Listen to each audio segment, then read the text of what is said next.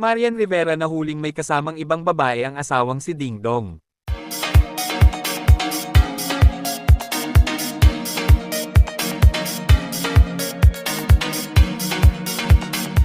Yumangay sa social media ang isang ulat matapos umanong mamataan si Ding Dong Dantes na may kasamang isang babae sa isang pampublikong lugar na agad namang naging paksa ng usap-usapan ng mga netizen.